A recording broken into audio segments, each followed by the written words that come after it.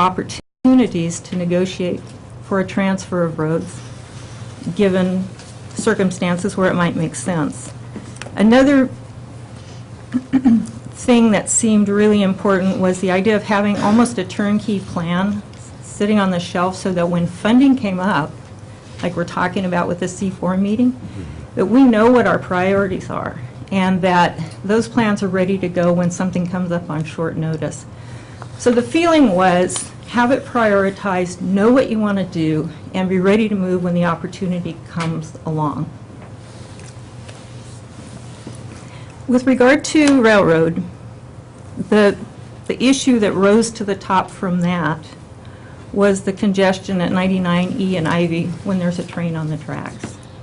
And there were some other things that you'll read about in that, but this one seemed like it was the one that sort of, I think most people had to deal with or have had to deal with. And the ideas were, you know, put in a right turn lane, do some other timing of the signals, and my understanding is part of that's already been looked at. But might not be too difficult a thing to make the citizens in Canby's lives easier.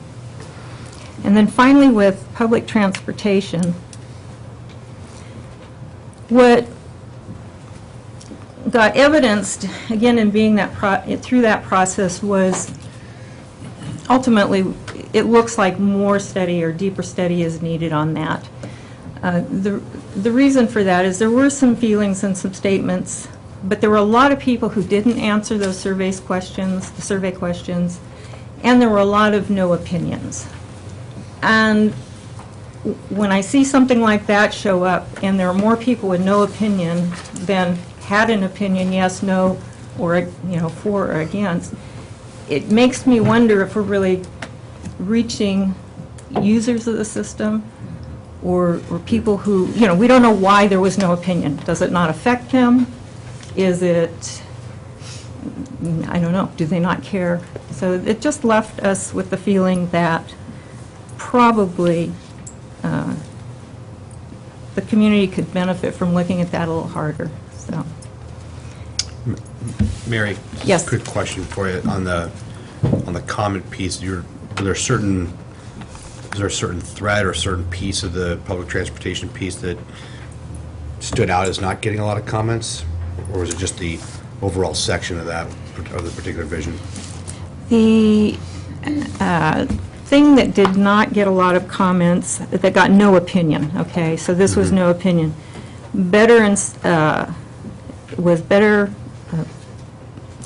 Pedestrian access to bus stop and locations, a need for on-demand service like a taxi where we have CAT that runs some routes, and some improved visibility. And I'm sorry, I think there was no opinion, say 13 of the 50 people who responded to too limited a coverage, or communication, again, communication, no opinion about communication about available services, 18 out of the 51 respondents. That was the highest, I think.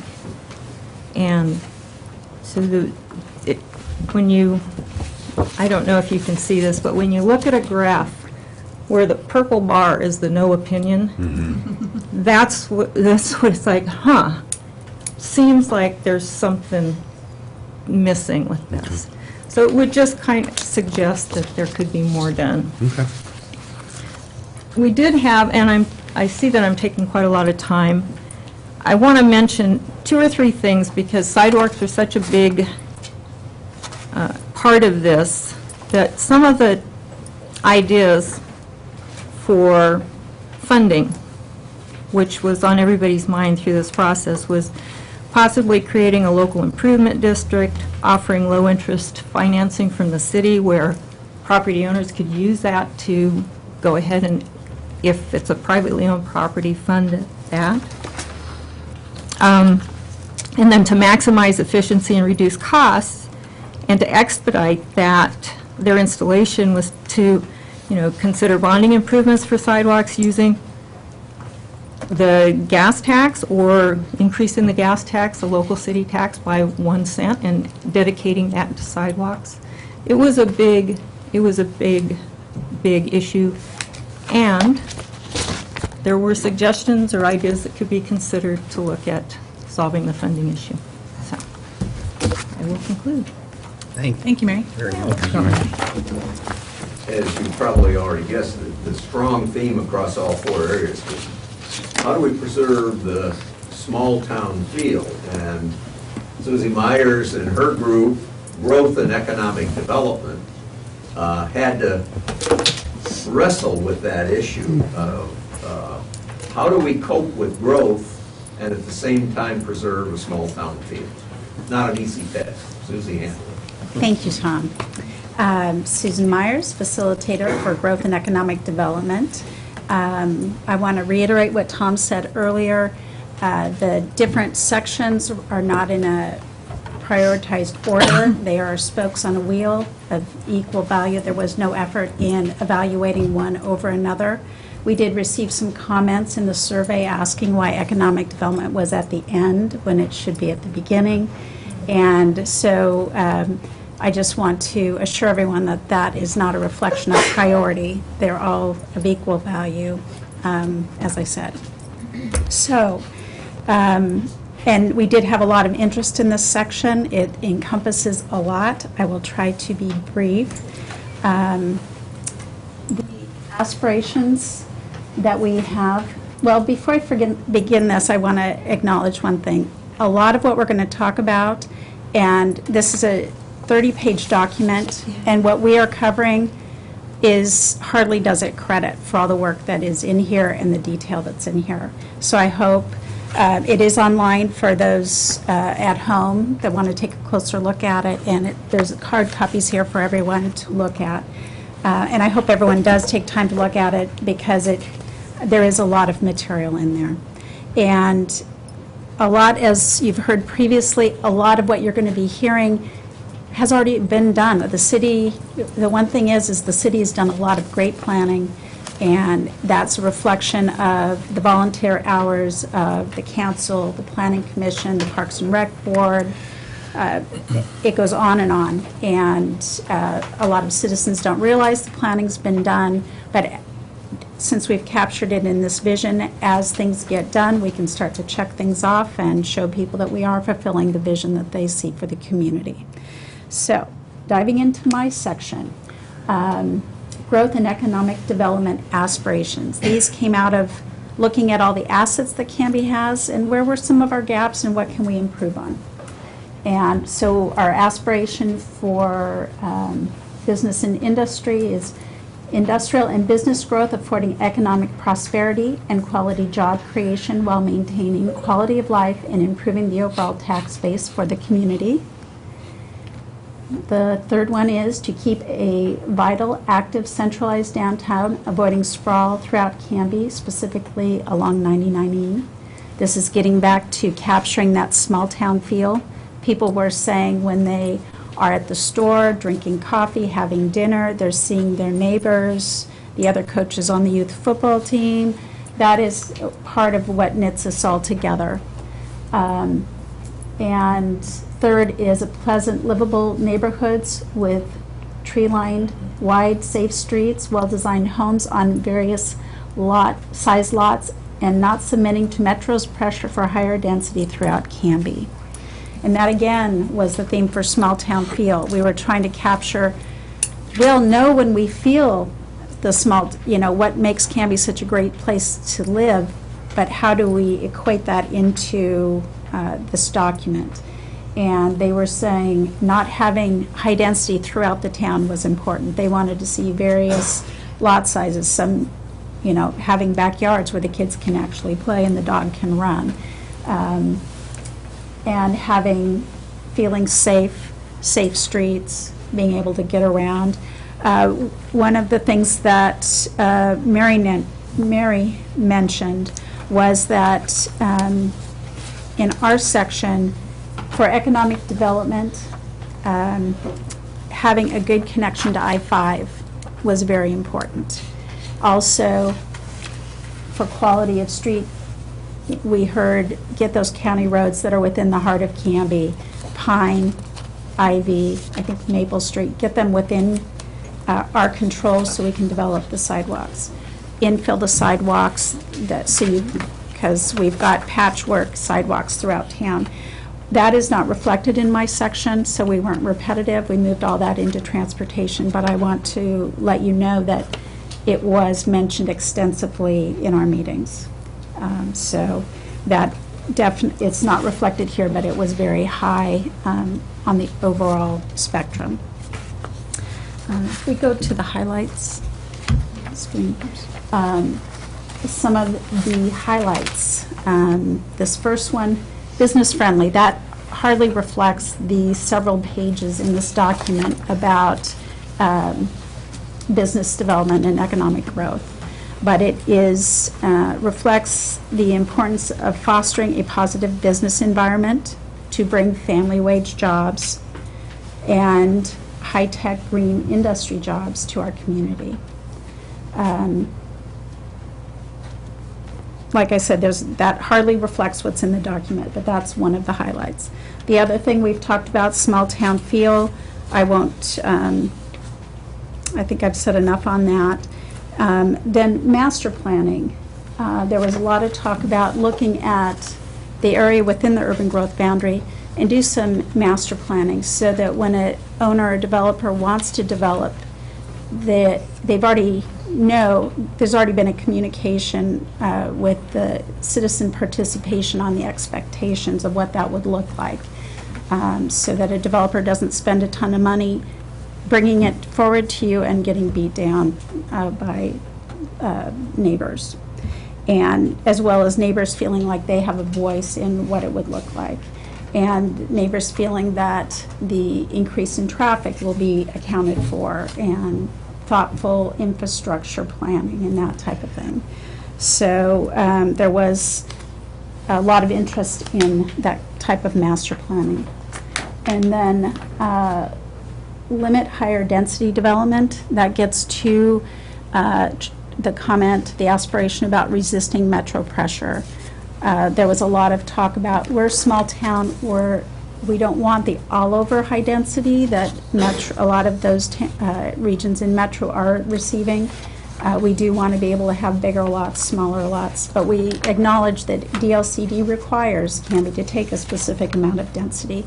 So there was discussions about, well, where should that density be? And people wanted to see a more active downtown, more nightlife, be able to support businesses where there could be pubs and that type of thing, more varied businesses in downtown. And there was discussion about increasing residential density near the core to be able to support that.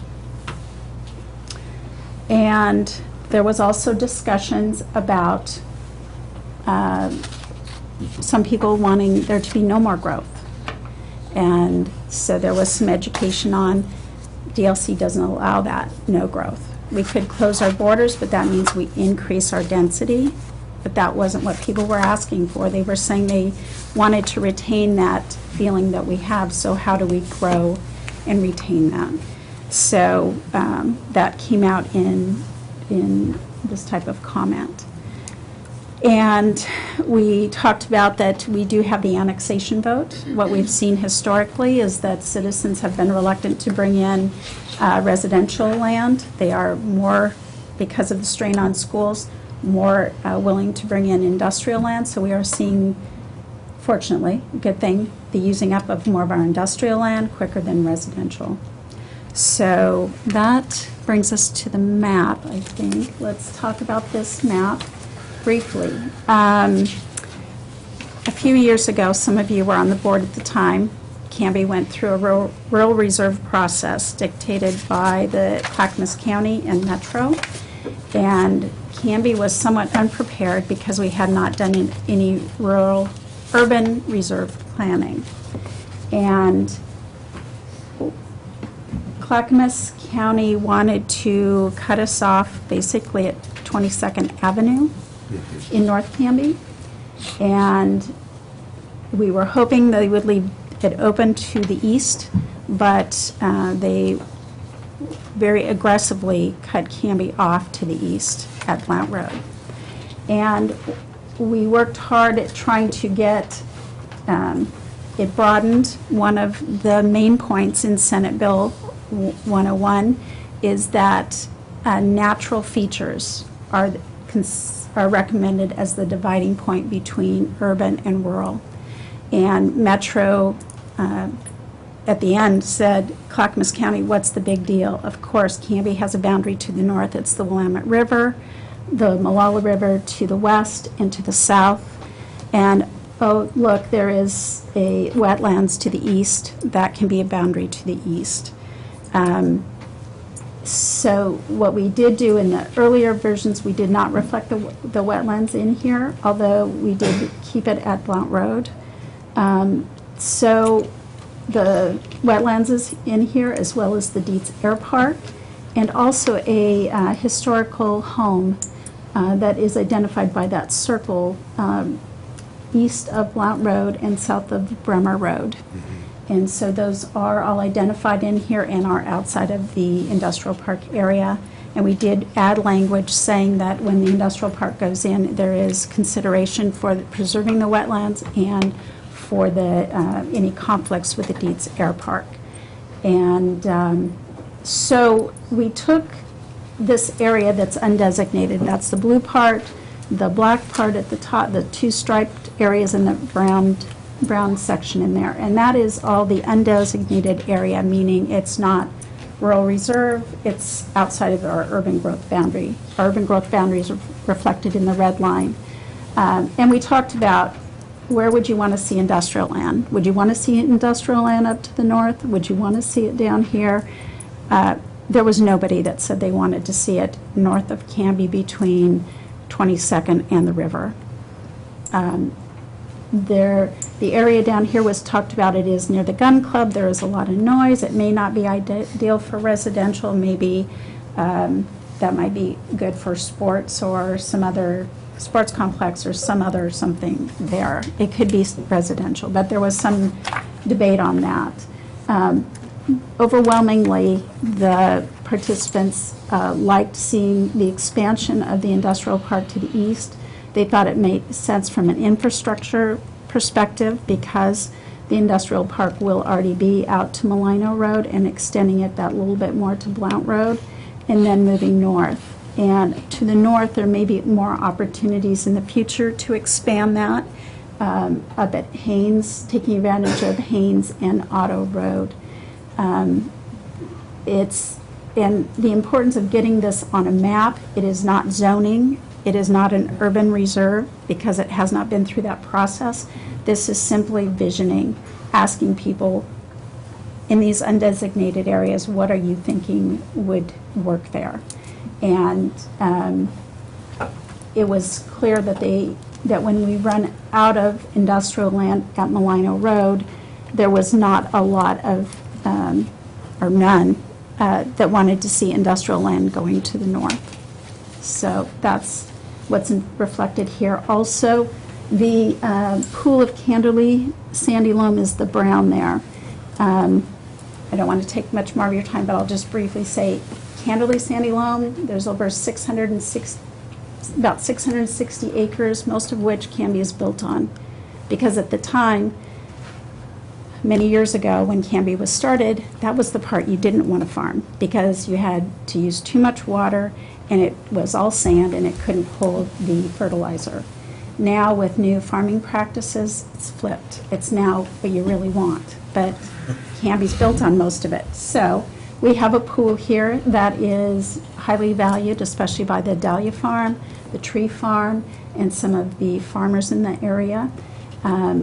There is more, a little bit more to the east, but it is part of the Prune Land subdivision, and it is largely already subdivided into, I think the 2-acre, bigger lots, but there are so many in that area to the east of Holly that it really is not of much agricultural value.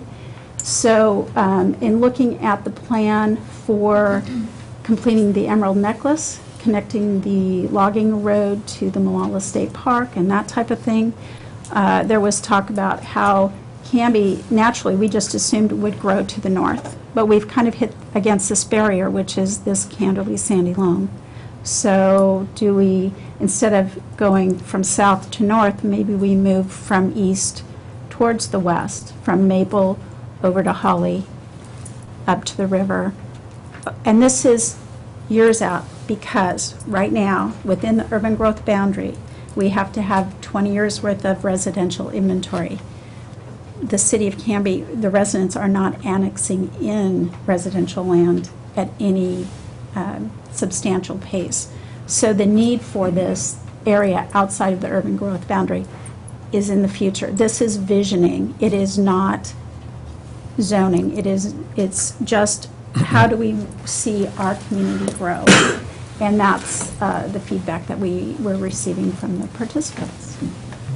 And I would like to thank you for the opportunity to participate and express again our appreciation from all the citizens who participated. It was great. Thank you very much. Thanks. 2 slides forward. Next slide. I want to look at this slide first. We've talked about some of the visioning stuff that came out of our visioning meetings.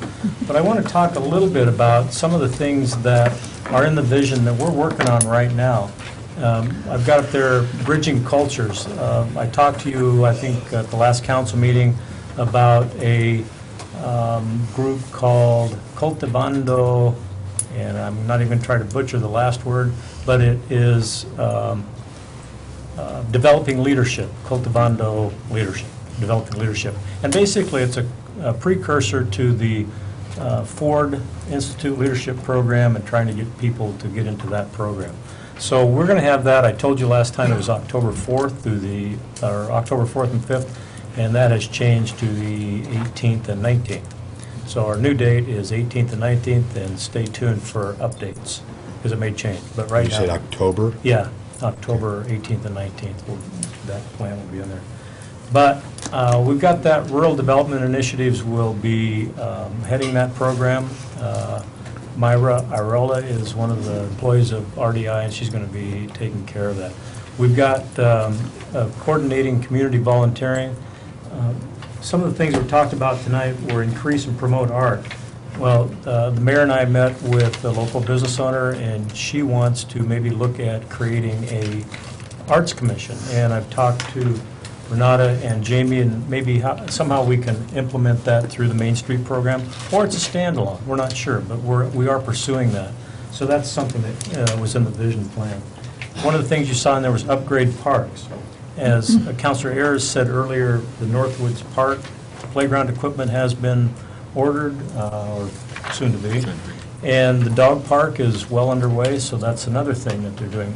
We've got a Frisbee golf course out there it's kind of a develop-as-you-go type of project, but it's well used. It's a volunteer project. It's a volunteer project, coordinating community volunteering. So it's a good project moving along. Another one is public safety and roads. Our streets are, I think, getting pretty well maintained. The maintenance fee that was implemented by council 4 or 5 years ago, I think it's paying dividends. We're doing so many miles of streets every year, and you'll see the same thing this year.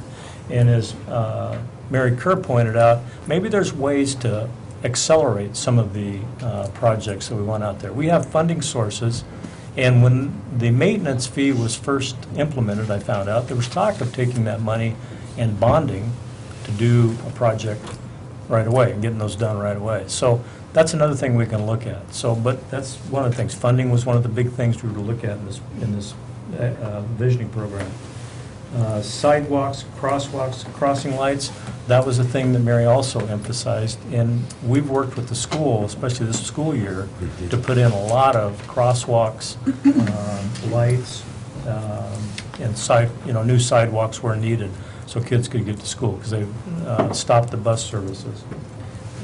You have in your hands, I believe, an economic development master plan, a draft copy, I should say, that Renata put out this week. And actually last week, I read it over the weekend.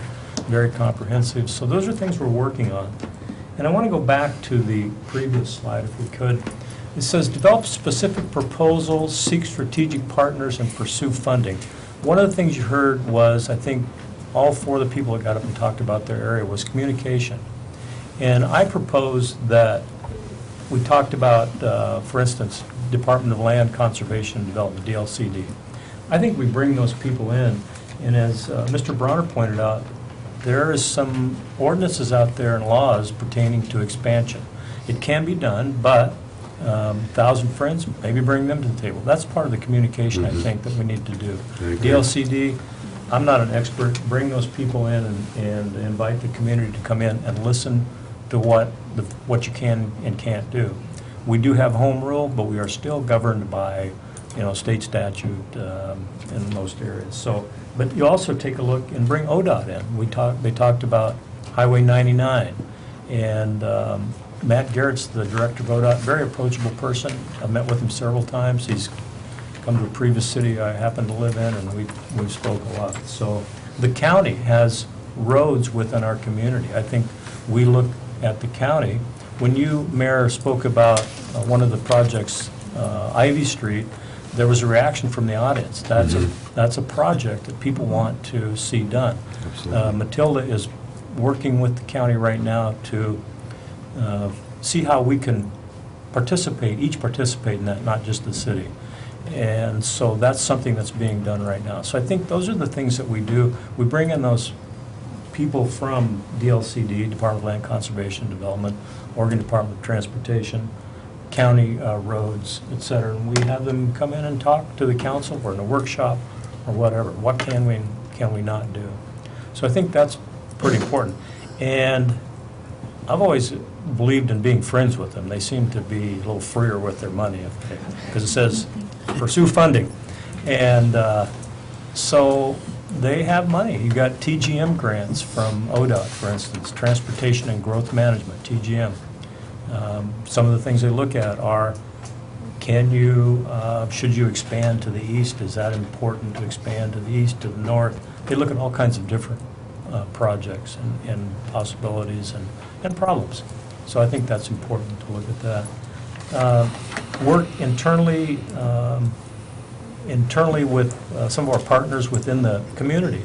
Right now, we're having, the chamber and the city are having industrial forums on, I think, an every other month basis. 3 times a year. 3 times a year.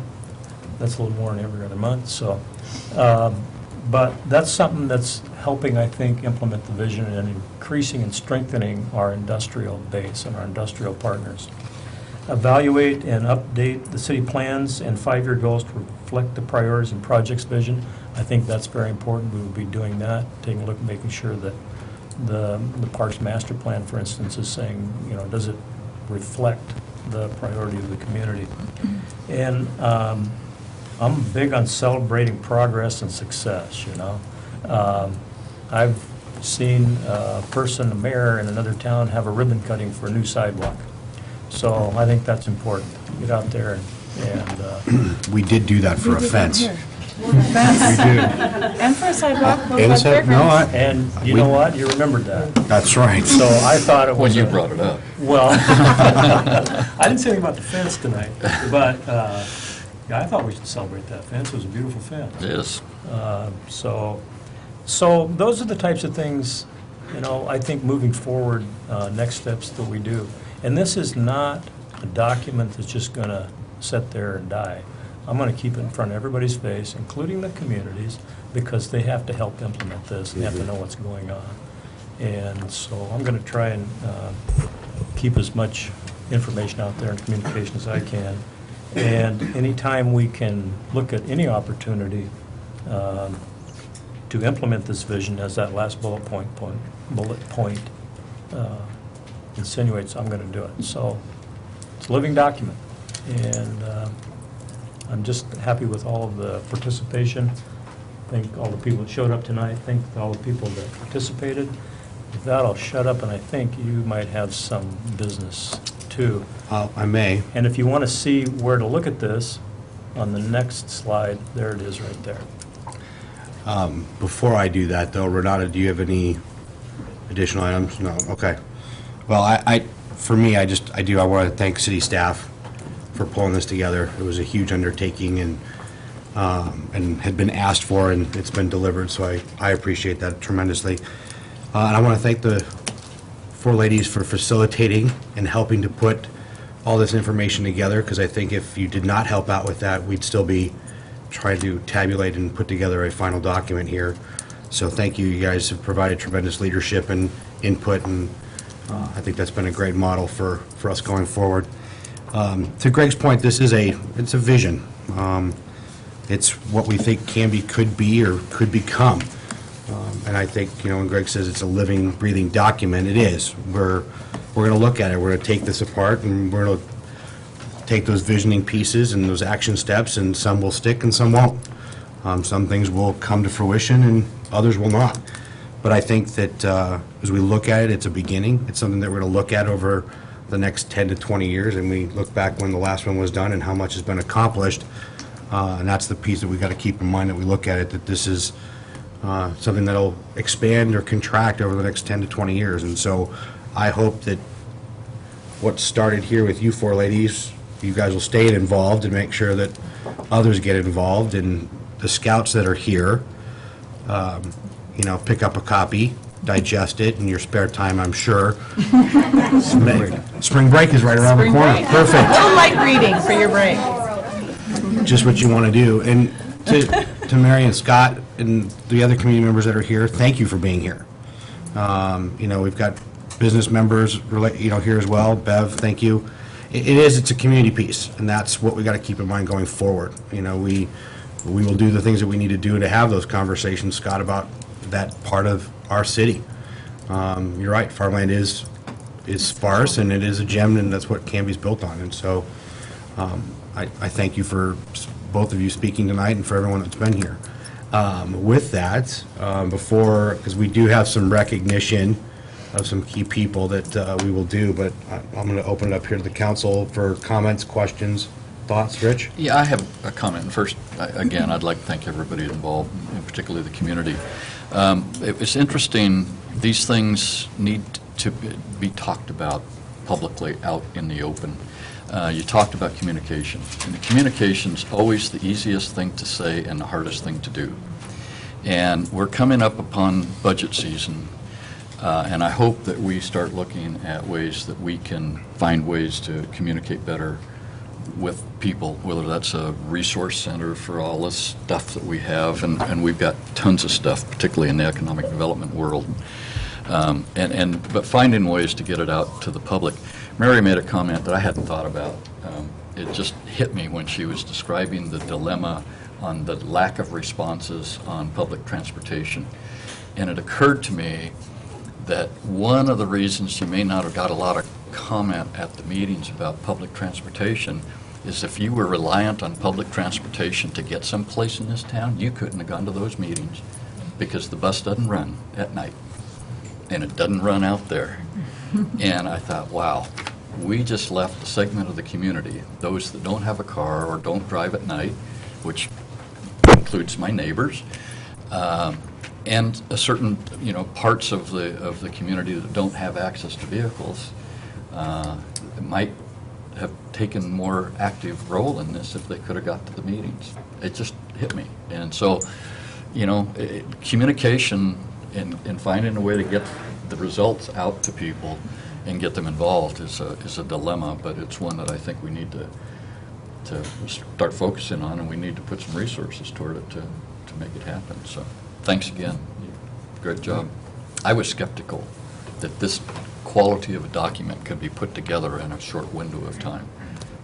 I've been involved in some of these, particularly with the county, over the last 35 years, and this is a phenomenal result for a fairly short window of time.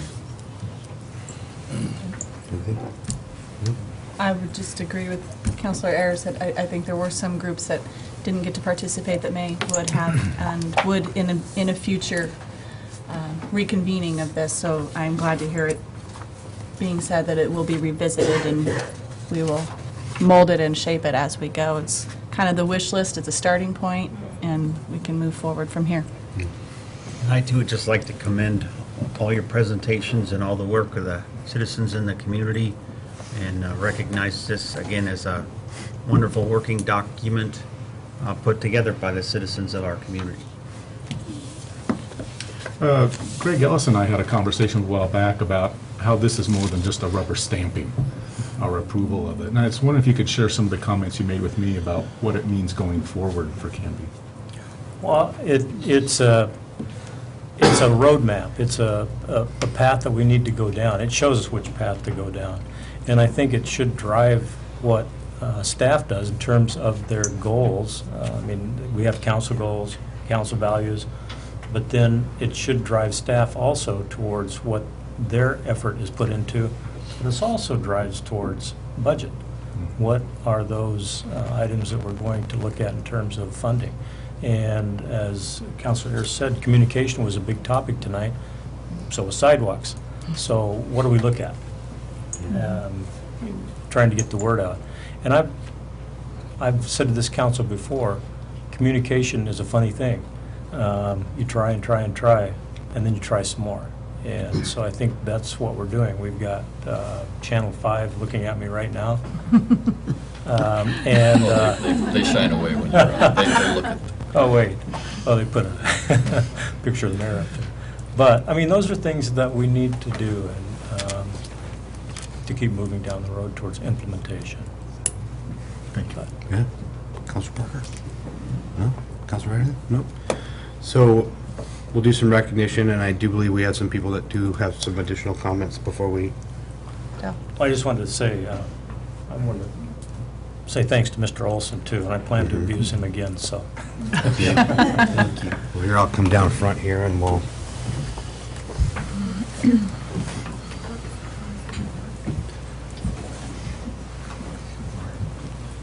The fun part of my job. So Tom, I'll just read this out. It says, certificate of appreciation awarded to Tom Olson and crew.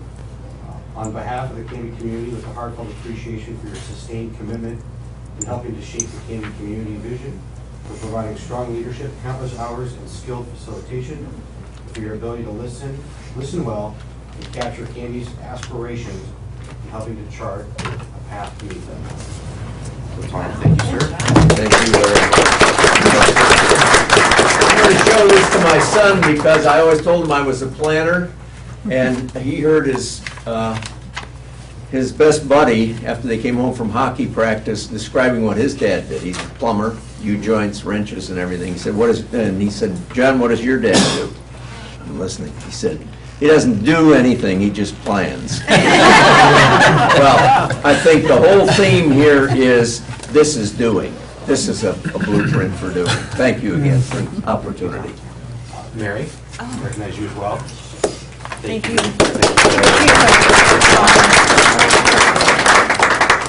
And Miss Delane.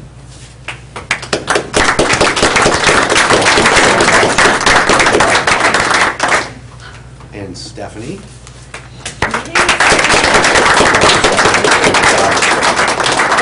And Susan Myers.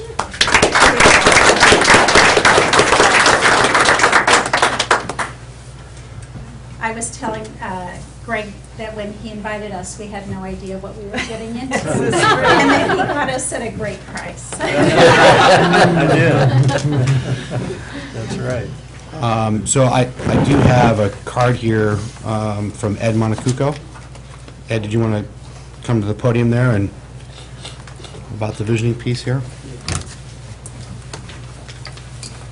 My name's Ed Monacuco. I'm a truck farmer from the area around Canby. I attended 3 of the visioning meetings, and I own 23 acres between Blount and Malino Road. I was not invited to the meeting that was held concerning this area. Neither were these 2 people who submitted these 2 letters in support of the Canby visioning process and how this land is to be designated. In fact, one of these letters is from the largest landowner in the area. And I'm in favor of the Canby visioning process. It was done well, and it should not be changed. Thank you. Thank you, Ed. Would anybody else like, since we're on the topic of the visioning, like to make comment at all? Can I make one more comment, Mayor? Sure can. So again, my name's Scott Bronner, and I live on Blount Road. We did have a community meeting in that area, and it was all the property owners that are in our Neighborhood Watch program that are homeowners there. What I think is really important, you know, you talk about this plan as communication, and the lack of communication to our neighborhood. If it wasn't for one of our members being part of the library process, and at a meeting this came up, none of us would have known about the light industrial area coming to our neighborhood. We were not contacted by anyone. We had no idea what was going to happen. So we found out really almost at the end of the process, and the first map had no roads on it.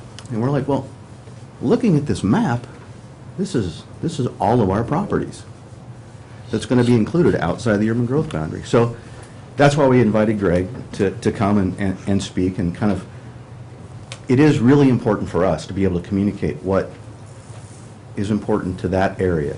And it's a very small community. There's not a lot of homeowners there.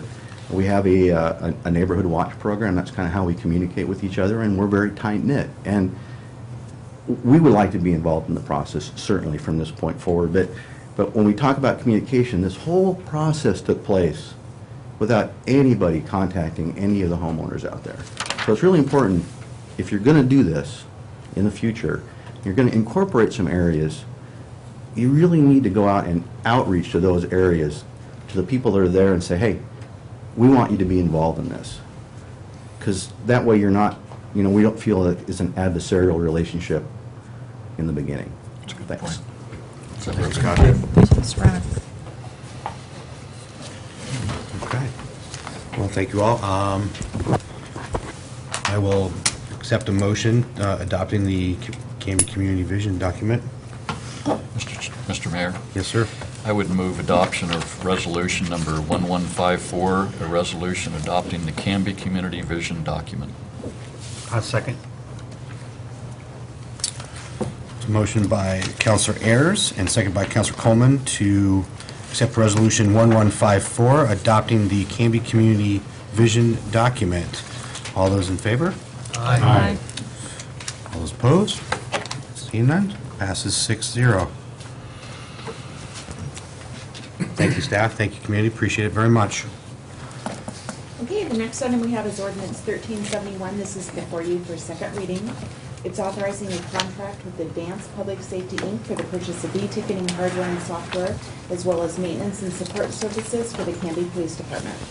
Thank you, Kim. Yeah, so just as a refresher for the TV audience and the crowd here, we're looking to outfit the police cars with some faster e-ticketing type equipment so that they can write your tickets quicker and get you back on the road. Right? That's right? Get them In a back- nutshell. In a nutshell. Well, so that you can read what Oh, you're cited yeah, for, too. and read it, yes.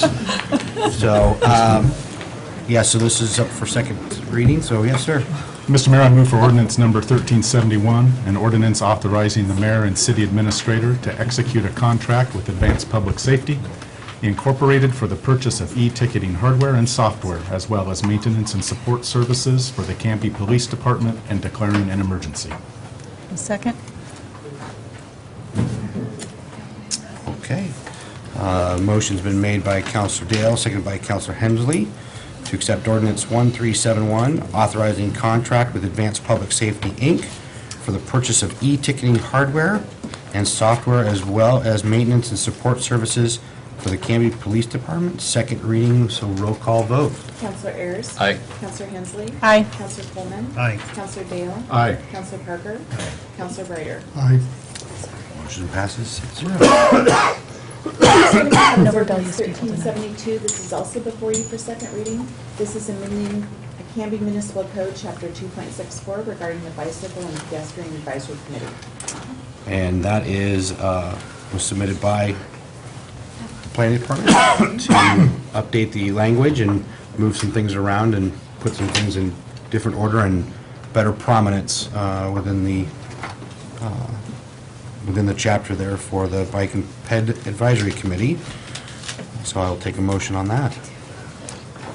Mr. Mayor, I would move approval of ordinance number 1372, an ordinance amending Canby Municipal Code, Chapter 2.64, regarding the Bicycle and Pedestrian Advisory Committee for the City of Canby.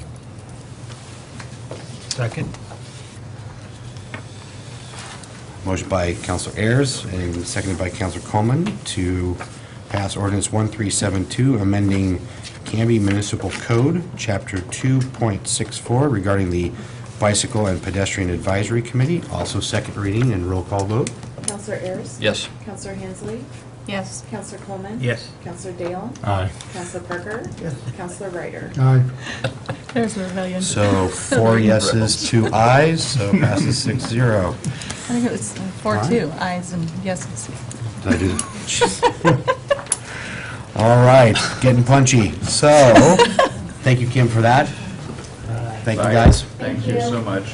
Thanks, Tom. So, there's nothing under new business. City Administrator business and staff reports. I have nothing, Mayor. Thank you. Okay. A second opportunity for citizen input, if you'd like the opportunity to come up again and, or for the first time, and tell us what's on your mind. I didn't sign a card or anything. That's okay. You can step up here to the podium Okay, and yeah. let us know Okay. all the important information. I'm Richard Ball, retired teacher from Canby High School and president of the Southwest Canby Neighborhood Association. And let's see, when I heard about communication over here, I was thinking, much like you people are too, that maybe we should do that through our neighborhood associations in some manner. We have the 4 that I'm aware of, the Riverside, the Northeast, the Southeast, and the Southwest. So anyway, I was thinking that, and just wondering if we could some way work together, that way getting information out. Excellent idea. I think that's a great idea. Okay. So we do have the liaisons to each of the neighborhood Right. associations. Do you know who your liaison is? What? Do you know who your liaison is? I think mine's right there. There you go. Okay. Point to the person you know, that's good. And so, yeah, I would definitely say communication and connecting with Councilor Ryder. Right. I know that one of the things that I've asked for us to try to do is get those neighborhood association, the boards meetings, sometime here, moving into spring and summer. So I think that's a Right. great place to start. And so if there's other ideas that you have in terms of how best we can get information to you, either through Councilor Ryder or directly to get out to your neighborhood association, we're totally open to it. Yeah, but the only thing we can do, we have a list of email addresses, but not for a lot of people. I don't think we can actually get a mass number of those. I wish we could for our whole area, but we can advertise through the paper, the meeting, and hopefully get people to turn out. We have the same problem you do with a lot of your things too, where we have something scheduled and only a handful show up. So it's frustrating. Anyway, thank you very much. Thank you. Thank you. Richard. Thank you. Appreciate it. Yeah. All right. Anything else? Okay. Action review. You have adopted Resolution 1154, Ordinance 1371 and 1372. Great. Joe, do we have an exec session this evening? We do not. Fantastic. Oh, fantastic. Well, then I'll take a motion to adjourn. I move it. Moved, seconded. All those in favor? Aye, yes. It is moved. Good night, Candy. Yes, Thank you that's very 2 much. votes. Pretty fast second there, Clarence.